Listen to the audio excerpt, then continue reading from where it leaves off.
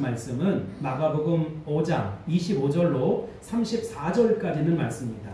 누가 내 옷에 손을 대었느냐, 누가 내 옷에 손을 대었느냐 라고 하는 제목으로 하나님 말씀 드리기를 원합니다. 1차 세계대전 이후에 이 시대를 사는 현대인들을 묘사하는 아주 자주 사용되는 두 단어가 있습니다. 하나는 절망이라는 것이고 또 다른 하나는 소외라고 하는 단어입니다. 절망과 소외, 이것은 주로 실존주의 철학자나 작가들을 통해서 현대인들을 묘사하는 가장 중요한 단어로 많이 사용되었습니다. 전쟁 후에 폐허를 딛고 문화를 극복하는 데 현대인들은 어느 정도 성공을 했어요. 좀 더 잘 사는 세상이 된 것도 사실입니다. 그러나 그럼에도 불구하고 사람들은 자기 삶에 대한 진정한 의미를 느끼지 못한다는 것입니다. 도대체 왜 내가 사는지, 무엇을 위해 사는지 전혀 모르고 산다는 것입니다. 내일에 대한 어떤 구체적인 희망도 없습니다. 이것이 절망하고 있는 현대인들의 모습이다, 이렇게 이야기할 수 있을 거예요. 그런데 절망도 비극이지만 더 커다란 절망은 이런 세상에 살면서 나와 도대체 통하는 사람이 없다, 이렇게 느끼는 거예요. 우리는 사람들에게 벽을 실감하게 됩니다. 통할 수 있는 인간을 느끼지 못하는 것이지요. 그것이 바로 인간의 실존주의라고 하는 것입니다. 실존적인 고독, 아무도 나를 이해하지 못하고 아무도 나를 알아주지 못한다, 그런 고독이 현대인들에게 모두 있다는 것입니다. 사실 이것은 현대인들의 문제만은 아니라는 것입니다. 어느 시대에나 하나님과 바른 관계를 맺고 살지 못할 때, 창조주의 그 품 안에서 살지 못할 때, 혹은 그리스도인이라 할지라도 하나님과 바른 관계가 정립되지 못할 때, 교제가 흔들릴 때 끊임없이 삶에서 경험하고 있는 고통이 바로 절망과 소외라는 것입니다. 우리 절망과 소외 속에 살았던 한 여인의 모습을 성경을 통해서 살펴보게 됩니다. 본문에 나타난 이 여인의 절망의 원인은 도대체 어디에서부터 비롯되는 것일까요? 그녀에게는 병이 있습니다. 이 여인이 앓고 있던 병은 혈류증이라고 하는데, 유세비우스라고 하는 교부는 자궁암의 일종이다, 이렇게 얘기를 했어요. 피를 쏟는 병, 하혈하는 병, 이 하혈은 단순히 생리적인 증상만은 아니었다는 것입니다. 레위기서 15장에 보면 이를 유출이라고 했습니다. 정상적이고 생리적인 출혈이 아닌 그 밖에 다른 이유로 전혀 알 수 없는 출혈이 계속해서 되는 것이지요. 그것이 무려 12회를 앓았다는 것입니다. 주로 이러한 병들은 임질 같은 질병 때문에 하혈을 하는 경우들이 많다라고 성경학자들 그렇게 소개되어 있습니다. 어쨌든 이 여인은 그 당시로서는 난치병, 불치병을 앓고 있었다는 것입니다. 병을 알아도 그래 고칠 수 있다, 이 정도면 나름대로의 견딜 수 있고 희망이 있을 터인데, 그러나 이 여인에게는 낫는다는 희망이 전혀 없었다. 이 여인에게는 그것이 절망이었다는 것입니다.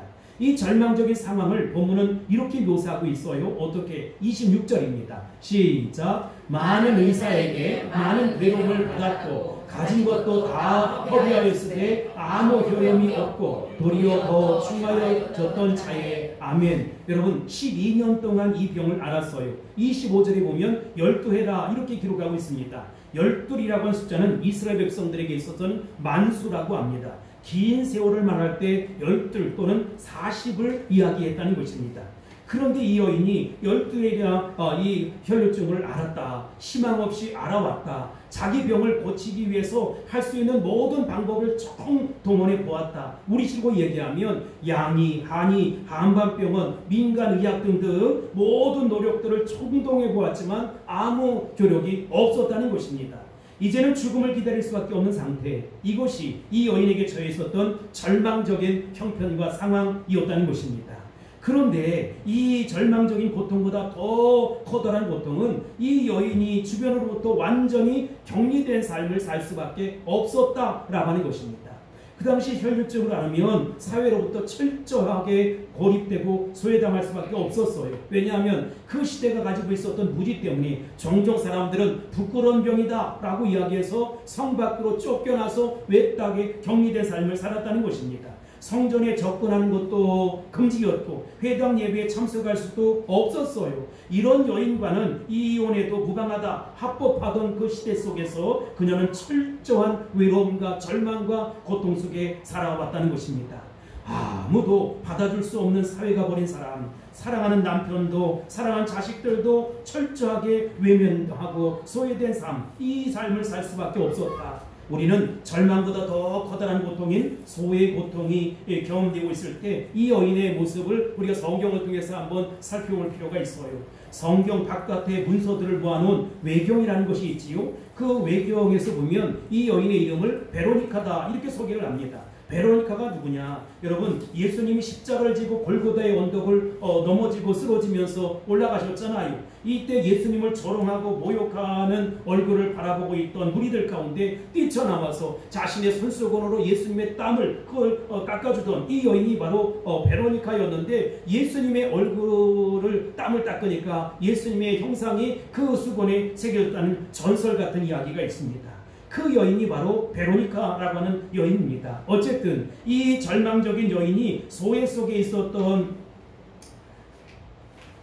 이 여인이 예수님을 만나고 치료를 받게 되었다는 것입니다. 세상을 얻게 되었다는 것입니다. 할렐루야. 아멘. 여러분, 두 가지 결정적인 사실이 이 여인에게 치료를 가져왔다는 거예요. 이 여인에게 치료의 새로운 전기를 맞게 한 이 사건을 본문은 이렇게 보도하고 있습니다. 27절입니다. 시작. 예수의 소문을 듣고 무리 가운데 끼어 뒤로 와서 그의 옷에 손을 대니. 아멘. 여러분, 27절 말씀에 보면 아주 중요한 두 가지 동사가 나와요. 듣고라는 단어와 손을 대다 라는 단어입니다.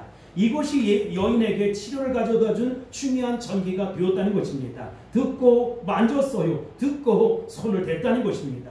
복음서에 보면 사람들이 예수님 만났을 때 구원을 받잖아요. 치료를 경험하잖아요. 인생이 새로워지잖아요. 그런 사건을 보도하는 대목마다 두 단어가 어김없이 등장하는데 그 단어가 뭐냐? 듣고라고 하는 단어와 믿고라고 하는 단어라는 것입니다. 일례로 많은 사람이 잘 아는 요한복음 5장 24절 말씀에 보면 5장 24절 넘겨주세요.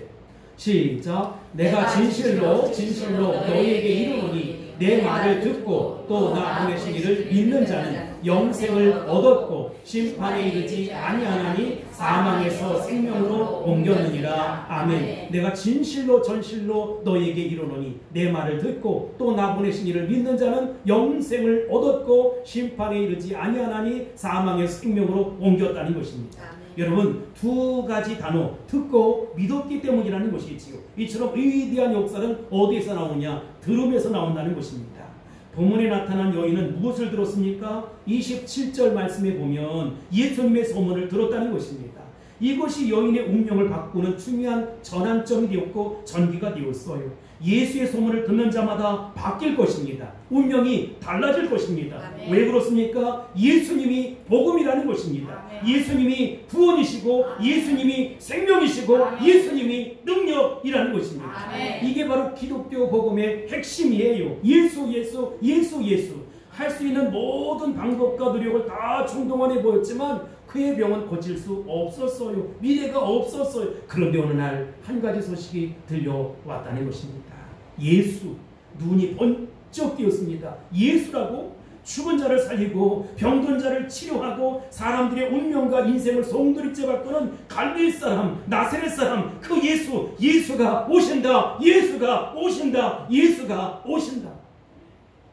이것은 마지막 이세와 같은 치유의 희망이었고 이 여인에게 걸 수 있는 마지막 희망이었다는 것입니다. 이 여인은 예수님의 소문을 듣고 난 다음에 어떻게 했습니까? 예수님을 향해 달려갔어요. 그리고 예수님의 옷자락을 만졌다는 것입니다.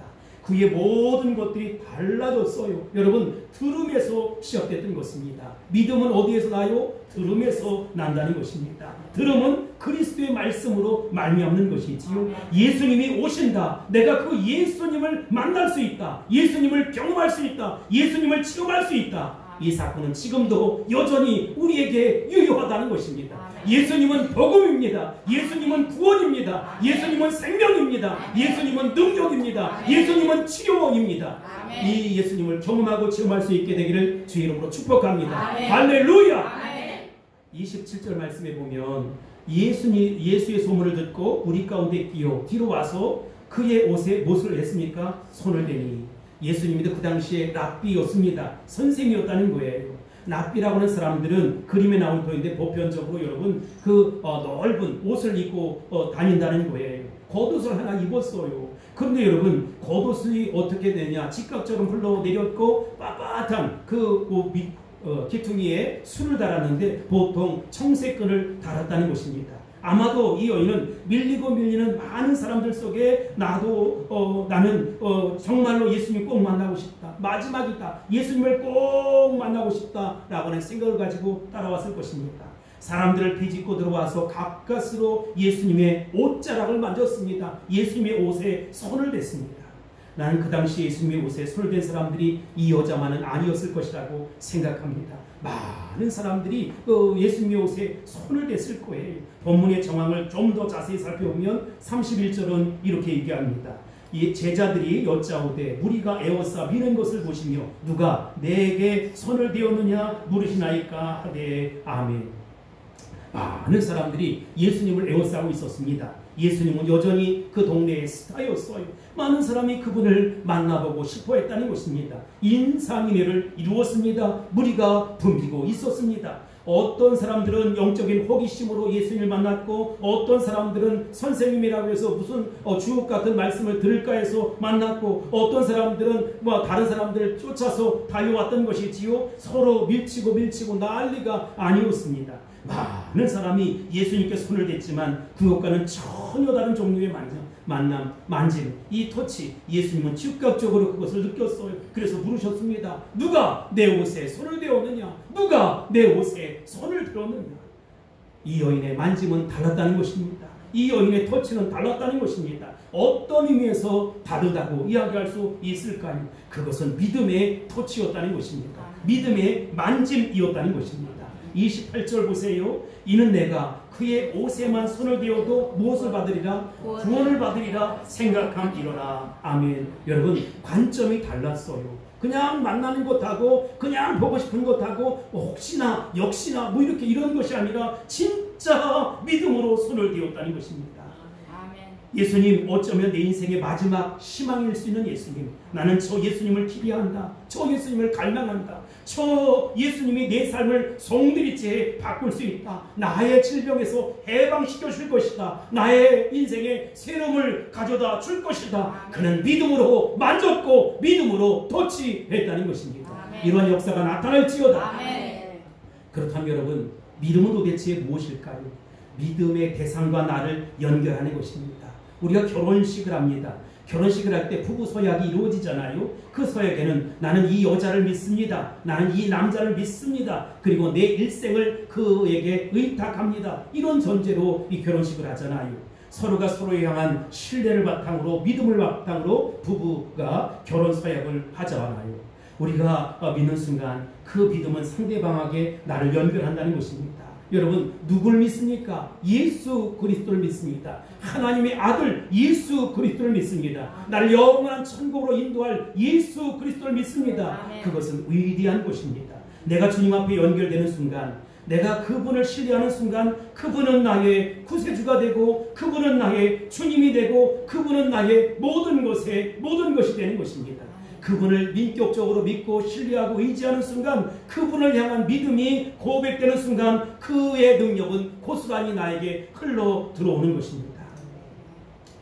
야화로 전해지는 이야기 가운데 로마의 폭군 네로 황제의 핍박이 있었던 어느 날 베드로가 도망치다가 주님을 만났어요. 주님, 어디로 가십니까? 베드로가 묻는 거예요. 코바디스 도미네, 주님 어디로 가십니까? 라고 묻습니다. 그러자 주님께서 내가 떠나온 곳에 내가 대신 십자가를 지러 간다, 이렇게 말씀하셨어요. 이 주님의 말씀을 듣고 베드로는 다시 로마로 돌아가서 자기 사명을 감당했다는 것입니다. 순교의 제물이 되었다는 것입니다. 사랑하는 성도 여러분, 믿음이라는 것이 뭡니까? 거창하게 대단한 일하는 게 믿음이 아니에요. 우리가 고난 중에, 역경 중에, 아픔 중에 있을 때 예수 그리스도를 시인하고 고백하는 것입니다. 그게 바로 믿음이에요. 그래도 주님은 여전히 나의 주님이십니다. 내가 고통 가운데 있지만, 내가 질병 가운데 있지만, 내가 괴로움 가운데 있지만, 내가 상처 가운데 있지만, 내가 한으로 가슴을 푹 치면서 한숨을 쉬지만, 그러나 여전히 주님은 나의 주님이십니다. 내가 질병 가운데 있지만 여전히 주님은 나의 주님이십니다. 내 질병을 치료할 줄 믿습니다. 내 이 고통에서 벗어날 줄 믿습니다. 이것이 나의 간증이요, 이것이 나의 찬송이요, 이것이 나의 믿음입니다. 이렇게 고백하는 것이 성도의 믿음이라는 것입니다. 우리가 인생에서 많은 열매를 못 거둬도 괜찮습니다. 삶의 자리에서 예수님을 시인하면 그것은 정말 귀한 신앙의 고백인 것이지요. 이것이 바로 승리하는 성도의 모습이라는 것입니다. 하나님 앞에서 겸손한 모습으로 자기 자신을 내놓을 때 기도하는 모습으로 서 있기 바랍니다. 하나님, 내 삶을 통해서 진실하게 주님을 섬기게 하소서. 주님을 부인하지 않으면서 내 끝까지 믿음을 지키며 살아가는 인생 되게 도와주옵소서. 이런 성도, 이런 하나님의 언약 백성을 주님은 오늘도 기다린다는 것입니다. 12해를 혈루증으로 고통받던 이 여인에게도 바로 그 순간 기적의 역사가 일어났어요. 어떻게 해요? 29절입니다. 시작. 이에 그의 혈루 근원이 곧 마름에 병이 나은 줄을 몸에 깨달으니라. 아멘. 여러분, 이 여인이 순간적으로 병이 났어요. 어떻게 병이 나을 수 있었습니까? 30절 보세요. 시작. 예수께서 그 능력이 자기에게 나간 줄을 곧 스스로 아시고 무리 가운데 돌이켜 말씀하시되 누가 내 옷에 손을 대었느냐 하시니. 아멘. 부부가 서로를 향한 신뢰를 전제로 결합하는 순간 모든 것들을 공유하고 나눈다는 것입니다. 남편의 것이 아내의 것이 되고 아내의 것이 남편의 것이 되는 것입니다. 진정한 신뢰를 바탕으로 해서 결합했다면 모든 것들은 공유하는 것이지요. 주님, 제가 주님을 믿습니다. 나의 일생을 주님 앞에 의탁합니다. 나의 일생을 주님 앞에 완전히 맡깁니다. 나를 성령의 포로로, 말씀의 포로로, 보혈의 능력으로 덮어 주옵소서. 그랬을 때 여러분, 그 믿음이 축복의 통로가 되어서 예수님의 능력이 고스란히 나에게 흘러 들어온다는 것입니다. 인정하시면 아멘. 여러분, 나는 이 말씀 그대로 동일한 역사가 문자 그대로 오늘도 일어날 수 있다고 믿습니다. 우리가 예수님을 믿는 순간 예수님의 그 능력이 우리 가운데 있을 때 우리는 인생의 무기력함 속에서 시달리는 거예요. 정말로 하루하루 살아가는 것이 이렇게 고통이다. 인생 무상, 삶의 회의하면서 살아가는, 내가 왜 사는지 모르겠다. 그러려면 어느 날 주의 음성이 들려옵니다. 말씀이 들려옵니다. 예수님을 만지게 됩니다. 예수 안의 능력이 그에게 흘러 들어오는 것입니다. 인생의 불안과 허무 속에 헤매던 사람이 예수님 앞에 달려와요. 예수님을 믿음으로 살아갑니다. 예수님 안에 있었던 엄청난 편애가 알 수 없는 평안이 밀려 들어온다는 것입니다. 예수 안에 있는 그 능력의 구원이 들어온다는 것입니다. 믿음으로 만지는 순간, 믿음으로 터치하는 순간 주 안에 있었던 그 능력이, 그 은혜가 흘러 들어오는 것입니다. 전달되는 것입니다. 할렐루야. 그 같은 역사가 일어날지어다. 이 놀라운 사건이 일어난 후에 주님은 그녀에게 치유받은 자의 책임을 요구하는 것이지. 내가 치유받고 구원받았다면, 예수님 믿고 평안함으로 고침을 받았다면, 새로운 삶이 열렸다면 주님은 우리에게 하나의 책임을 요구하는 것이지요. 30절에 보면 누가 내 옷에 손을 대었느냐 묻잖아요. 우리 주님은 그녀가 자신을 신뢰하고 자신이 그녀를 치유했다는 사실을 능히 알고 계셨어요. 그리고 이제 그녀에게 공개적으로 나타낼 것을 요구한다는 것입니다. 31절에 보면 제자들은 무리가 에워서 미는 것을 보시며 누가 내게 손을 대었느냐 물으시나이까? 라고 대답하지만 이 여인은 알고 있었어요. 피할 수 없는 진실인 것입니다. 이미 우리 주님의 은혜가 자신에게 전달되었다, 숨길 수 없는 사실이다 라고 하는 것을 이 여인은 마침내 알고 있었어요. 그래서 그 정체를 드러나기 시작합니다. 32절, 33절입니다. 시작. 예수께서 이 행한 여자를 보려고 둘러보니 여자가 자기에게 이루어진 일을 알고 두려워하여 떨며 와서 그 앞에 엎드려 모든 사실을 여쭈니. 아멘. 예수께서 이 일 행한 여자를 보려고 둘러보시니 여자가 자기에게 이루어진 일을 알고 두려워하며 떨며 와서 그 앞에 엎드려 모든 사실을 어떻게 합니까? 여쭈니 라고 말씀하고 있습니다.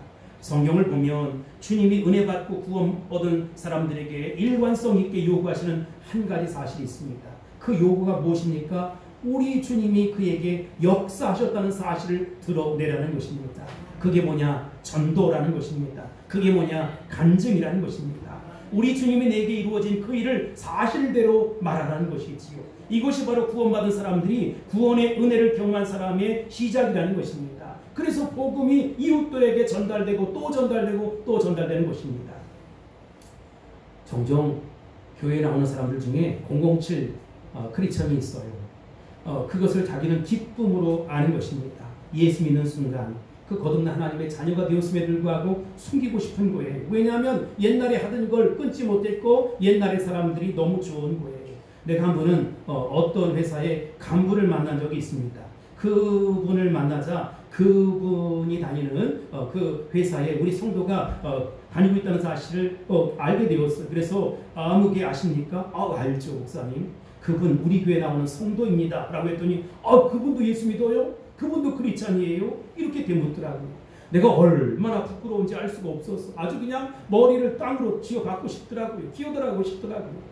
오늘날 이런 사람들이 많습니다. 주님과 내가 아무 상관없다고 상관없는 모습으로 사는 것이지요. 그러나 하나님의 은혜를 체험하고 주님의 능력을 체험하고 구원받은 사람이라면 우리는 드러날 수밖에 없고 나타날 수밖에 없다는 것입니다.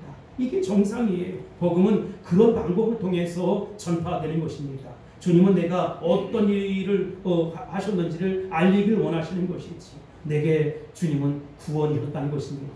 내게 주님은 은혜였다는 것입니다. 내게 주님은 생명이었다는 것입니다. 내게 주님은 평안이었다는 것입니다. 그 구원을 말하는 거예요. 그 생명을 말하는 것이지요. 그 평안을 전하라는 것입니다. 나의 삶을 송두리째 바꿨고 새롭게 만드셨다. 사실을 있는 그대로 말하는 것, 그것이 전도고 간증이라는 것입니다.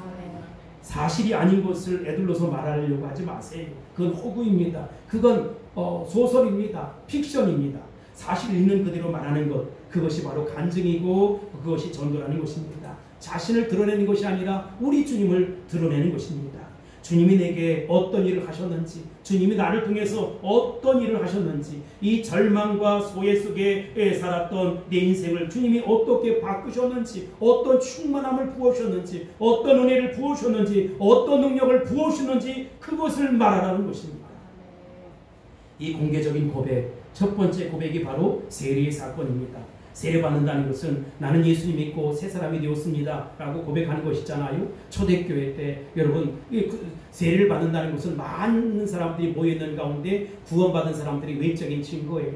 그때 예수 믿는다는 것은 관공서, 공공기관에 갈 수 없다. 그리고 많은 곳에 불리함을 당한다. 이런 것이지만 구원받은 사람의 외적인 증거로서 당당하게 나는 예수 믿는 사람들이요 라고 하면서 삶의 현장에서 드러내는 것, 그것이 바로 세례라는 것입니다. 직장에서, 가정에서, 거리에서 우리 주님이 나를 고치셨습니다. 우리 주님이 나를 구원해 주셨습니다. 우리 주님이 나에게 평안을 부어주셨습니다. 우리 주님이 나에게 새로운 삶을 허락해 주셨습니다. 이것을 고백하는 것입니다.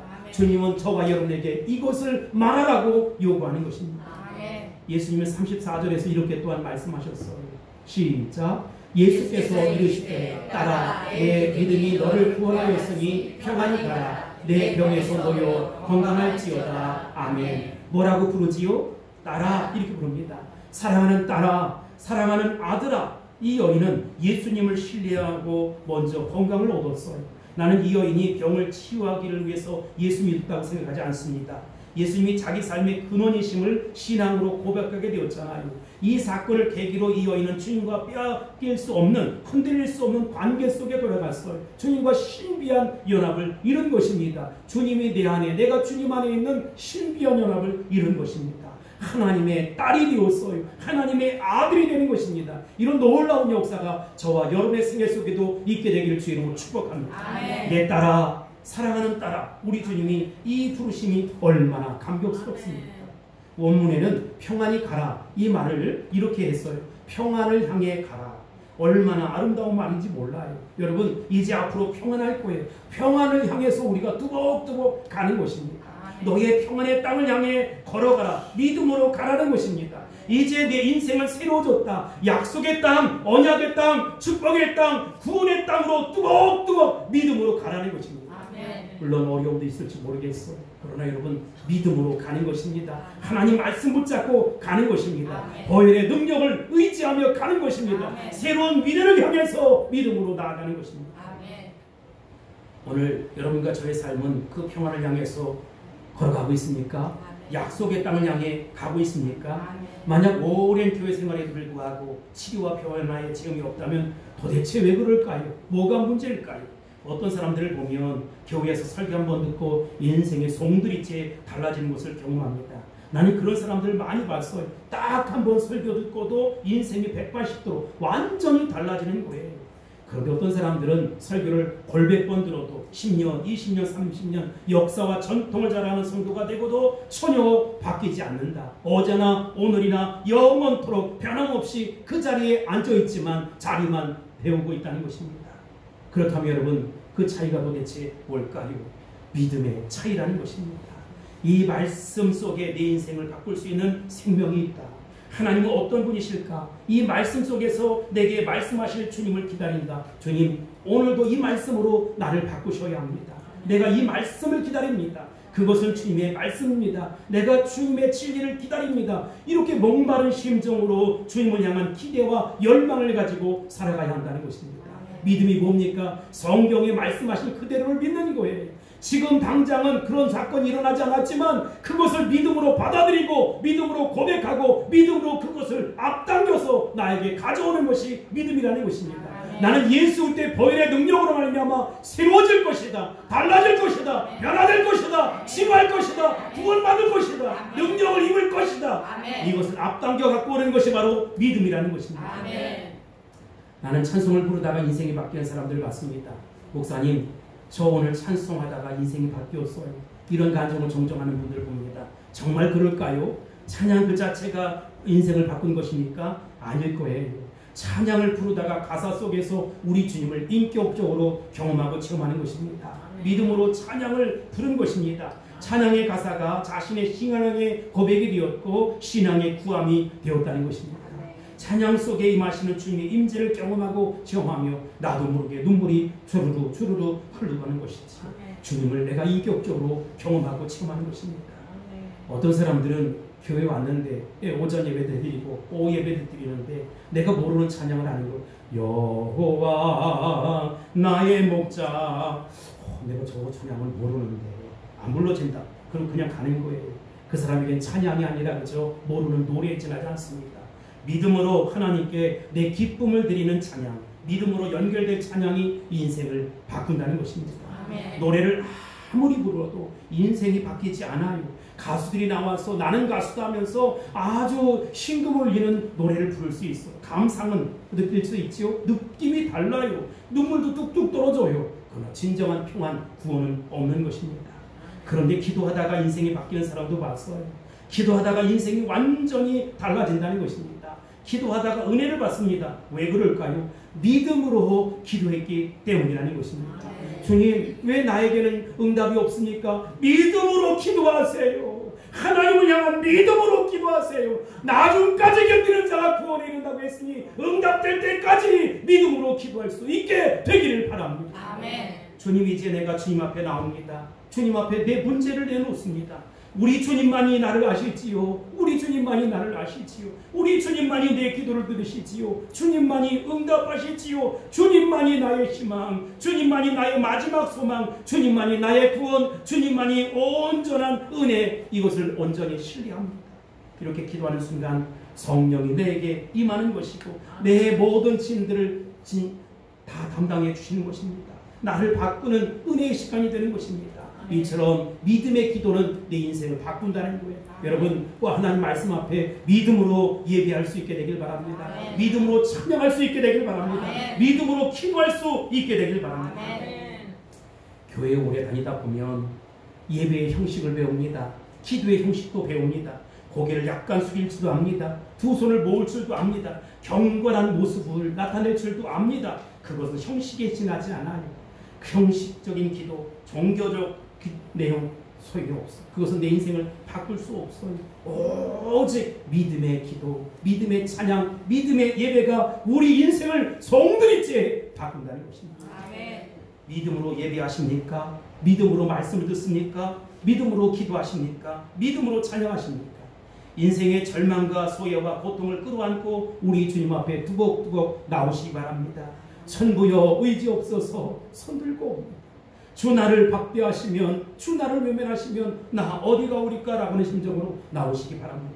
오 주님, 내가 할 수 있는 방법을 다 동원했지만 내 인생을 바꾸지 못했고 내 삶은 여전히 고통이고 아픔이고 슬픔입니다.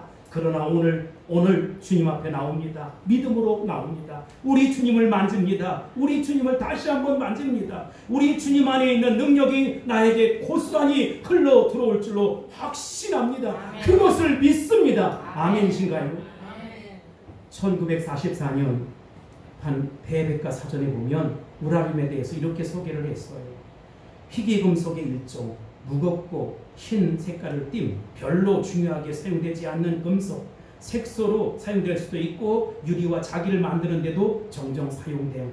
이것이 우라름에 대한 설명 전부였어요. 1944년만 해도 원자탄이 무엇인지, 원자력이 무엇인지 몰랐을 때예요. 그때 우라름에 대한 설명은 이것밖에 없었다는 것입니다. 별로 중요하지 않았다, 뭐 이런 것이지요. 그런데 이 금속이 몇 년 후 지나고 난 다음에 사정이 완전히 달라졌습니다. 엄청난 공포의 도구가 되어버리고 말았지요. 왜냐? 인간이 우라륨의 능력을 깨달았기 때문이라는 것입니다. 그 사용법을 알았기 때문이라는 것입니다. 기도 역시 영적인 우라륨이라고 저는 믿습니다. 잠재력이 엄청납니다. 폭발력이 있습니다. 능력이 있습니다. 그런데 우리는 이렇게 자신을 묘사하는 거예요. 희귀한 사람의 일종, 무겁고 얼굴은 칙칙하고 신색을 띤 별로 중요하게 사용되지 않은 종종 교회에 건축할 때 헌금을 내는 존재임, 이런다는 것입니다. 성도의 존재는 제대로만 발견한다면 한 나라를 무너뜨릴 수 있다는 사실 아십니까? 이 우라륨이 7발만 있으면, 이 탄이 7발만 있으면 지구 전체를 산산조각 낼 수 있다는 사실을 아십니까? 이게 바로 영적인 우라륨이라는 것입니다. 우리 성도는 이 능력을 회복해야 합니다. 우리 속에 숨겨져 있는 하나님의 권능의 비밀을 발견할 수 있어야 된다는 것입니다. 아멘. 성도의 능력에는 폭발력이 있습니다. 성도의 능력에는 권세가 있습니다. 아멘. 성도의 능력에는 기적을 상식적으로 만들 수 있는 능력이 부어졌다는 것입니다. 아멘. 초대교회 성도들을 살펴보면 그는 가는 곳곳마다 꽝꽝하고 폭발음이 났어요. 여기서도 꽝, 저기서도 꽝, 쉴 수 없이 꽝꽝 소리가 났다는 것입니다. 원자 폭탄 같은 능력, 순교의 능력이 그들에게 있었다는 것입니다. 세례 요한이 하나님 앞에 위대하게 쓰임받았지요. 여러분, 근데 그가 쓰임받은 기간은 1년이 지나지 않았어요. 그러면 세례 요한의 사역의 특징이 뭡니까? 영적인 파괴력이 있었다는 것입니다. 겨우 1년밖에 되지 않았는데 유대 지방을 완전히 뒤집어 버렸다는 것입니다. 이게 성도의 능력이라는 것입니다. 시간이 문제가 아니에요. 우리 안에 성령의 강력한 기름 부으심과 나타남이 있으면 짧은 기간에도 세상을 뒤집어 엎고도 남음이 있다는 것입니다. 왜요? 우리 주님이 우리에게 능력을 부어 주었다는 것입니다. 나는 아무것도 할 수 없는 연약하고 부족하고 모자란 인간, 지혜 없는 인간에 지나지 않아요. 그러나 예수 믿고 거듭나 하나님의 자녀가 되는 순간 예수님이 내 안에 고스란히 돌아오셨다는 것입니다. 그 주님을 신뢰하고 믿고 의지하면 그 주님의 능력이 나를 통해 폭발음을 빵빵 터뜨리면서 난다는 것입니다. 2차 세계대전에서 일본이 패망이 된 까닭이 뭡니까? 원자탄 2발 때문이었어요. 한국교회가 이렇게 영적 원자탄 파괴력이 있는 교회로 변화될 수 있게 되길 바랍니다. 우리 물대동산교회가 이렇게 변화될 수 있게 되길 바랍니다. 영적 폭발력이 있는 하나님 백성이 될 때 우리에는 놀라운 승리가 날마다 일어서게 될 것입니다. 그러므로 지금부터 하나님 나에게 영적인 파괴력을 허락해 주십시오. 영적인 능력을 부어주십시오. 하나님 나에게 영적인 능력을 허락해 주옵소서. 끊임없이 기도할 수 있게 되길 바랍니다. 아멘. 여기서 영적인 파괴력이 생기고 영적인 능력이 네 안에 들어온다는 것은 우리 주님 편에서 보면 능력이 당신의 능력을 비워낸 것이지. 여러분, 우리 주님은 우리를 부욕해 하시려고 당신이 가난하셨어요. 우리 주님은 생명을 우리에게 흘려보내고 당신은 십자가에 못 박아 죽임을 당했다는 것입니다. 우리를 살리기 위해 그분은 십자가에 못 박아 죽임을 당했어요. 이 십자가의 고통과 이 십자가의 아픔을 전제로 지금 우리 주님은 나를 치료하기를 원하신다는 것입니다. 제발 여러분 믿음을 가지세요. 하나님의 은혜를 갈망하세요. 정말 하나님의 능력을 절박한 마음으로 기다릴 수 있게 되길 바랍니다. 아멘. 오늘 고치면 좋고 안 고치면 말고, 오늘 은혜 받으면 좋고 오늘 은혜 받지 못하면 말고, 이런 심정으로는 여러분 아무것도 할 수 없어요. 우리 주님을 절박한 마음으로 기다릴 수 있게 되길 바랍니다. 간절한 마음으로 사모할 수 있게 되기를 바랍니다. 그분은 나의 모든 고통을 끌어안으셨습니다. 그분은 나의 모든 실패를 끌어안으셨습니다. 그분은 나의 모든 질병을 끌어안으셨습니다. 사랑하는 딸아 평안할지어다. 사랑하는 딸아 평안할지어다. 사랑하는 딸아 치료받을지어다. 사랑하는 딸아 치료받을지어다 라고 말씀하시면서 누가 내 옷에 손을 대었느냐, 도대체 믿음을 발휘하고 믿음의 저력을 하는 사람이 누구냐고 오늘도 물으신다는 것입니다. 수고하고 무거운 짐진 자들아 다 내게로 오라. 수고하고 무거운 짐진 자들아 다 내게로 오라. 내가 너희를 쉬게 하리라. 주님의 말씀입니다. 수고하고 무거워진 사랑하는 성도 여러분, 이제 주님 앞에 돌아오시기 바랍니다. 참된 쉼이 주님 안에 있습니다. 참된 쉼이 여러분 인생 가운데 펼쳐질 것입니다. 이와 같은 은혜가 있을지어다. 아멘. 나타날지어다. 아멘. 증거될지어다. 아멘. 할렐루야. 아멘. 기도하겠습니다. 고마우신 아버지 하나님 감사합니다. 누가 내 옷에 손을 대었느냐 말씀하시는 주님, 내가 믿음으로 손을 댔습니다. 내가 믿음으로 주님을 붙잡습니다. 이 시간 믿음의 만짐, 믿음의 터치가 있게 도와주옵소서. 무거운 짐을 나홀로 지고 견디다 못해 쓰러질 것이 아니라 이제는 주님 앞에 모든 것 맡기고 의리하며 믿음으로 살아가서 주님의 기적을, 주님의 능력을, 주님의 권세를 만나는 우리 모두가 될 수 있도록 도와주옵소서. 그래서 참된 평안을 얻고 돌아가는 이 아침 되게 축복하여 주시옵소서. 사랑이 많으신 예수님의 이름으로 간절히 기도합니다. 아멘.